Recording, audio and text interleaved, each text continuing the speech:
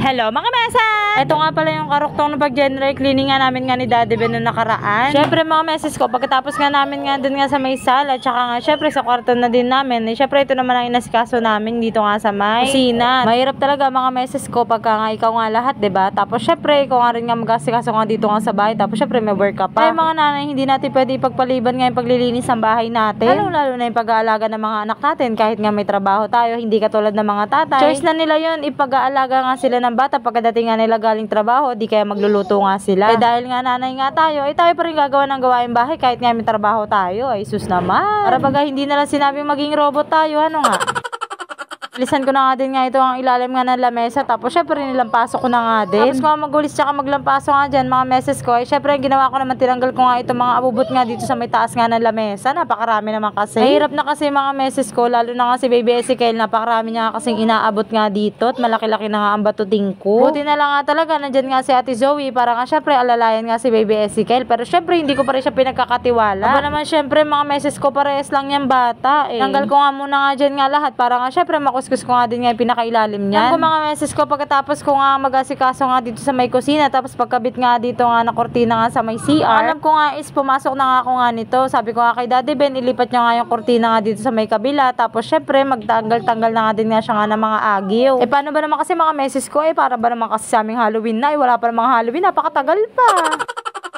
Kaya ito nga yung sinasabi ko nga kay Daddy Ben nga na kortina, na sabi ko nga doon niya nga ilipat sa may pinto. Aba naman kasi mga meses ko, syempre meron na nakatira nga dito sa may kabila, kaya syempre hindi pwedeng palabas-labas nga ako galing sa CR na Kaya nga ito nga naisip ko na nga na to, syempre dep naman nga ni Daddy Ben, syempre pinagawa ko nga sa kanya nga. Buti naman nga at sinunod nga ako nga ng taong ito, napakabait naman talaga. Nung nakaraan nga mga meses ko, nagbike nga kami nga ni Daddy Ben, simula nga dito nga sa Binangonan, papunta nga sa Angono, Wawa. Grabe, sobrang hirap pala talaga nga magbike, talagang papayat ka talaga. Ay ayos lang yun nga mga meses ko, kasi nga syempre kasali nga si Messi nga sa The Biggest Loser. Kailangan din natin yun mag-exercise para nga syempre bumababa nga yung timbang ko. Syempre as usual, habang naglilinis nga si Daddy Ben o nag-aayos, syempre may dalawang chikiting gubats nga na ganito, napakaliligalig, ang kukulit. Testing nga muna nga ni Daddy Ben kung kaya nga ito nga ng kahoy lang. Sabagay, kinaya nga dito nga sa may kabila, dyan pa kaya sa kabila. Kasi nga syempre nga mga meses ko, matagal-tagal na nga din nga kasi nga itong bahay na to, kaya nga tinitignan nga ni Daddy Ben kung kaya nga talaga. Tsaka syempre nga yung ilaw. Makikita nyo nga dyan nga yung dalawa nga nakatulala, ay naku po, nanonood din kasi yan ng TV. Diyan naman sa likod na yan mga meses ko, diyan naman kasi nakalagay nga yung damit nga namin nga ni Daddy Ben, kaya nga tinago ko nga sa likod ng pinto. Naku po, napakaganda naman kasi talaga ng lalagyan. Wala pa kaming anak nito, hanggang ngayon ay buhay pa din mga meses. Wala ganun talaga ang life. Wala nga palang alambre, kaya nga ito nga ginamit nga ni Daddy Ben, istro na lang. Sabi niya nga sa akin nga nung una, walang alambre, hindi ko yan magagawa. Sabi ko, gawan mo na lang ng paraan. Kaya nga sabi niya, sige titignan ko. O diba, love na love ako ni Daddy Ben. Ang ka pa ba dyan? Pogi na, abay mabait pa. Naalala ko tuloy na nagbabike kami, na ako yung nasa unahan, tapos siya nga yung nandito nga sa may bandang likuran ko. Napagilid niya nga lang ako talaga, kasi nga ayaw niya nga ako nga mabubunggungan ng mga sasakyan, kasi first time ko lang talaga nagbike ng malayo. Tsaka first time ko lang din nga nagbike nang mayroon nga mga kasabayan nga mga sasakyan. Sa totoo lang talaga, marunong din naman din ako magmotor mga meses, pero ayaw lang din talaga sa paggamit ng papakot ba ako saan daw ako mapunta. Balik na tayo dito sa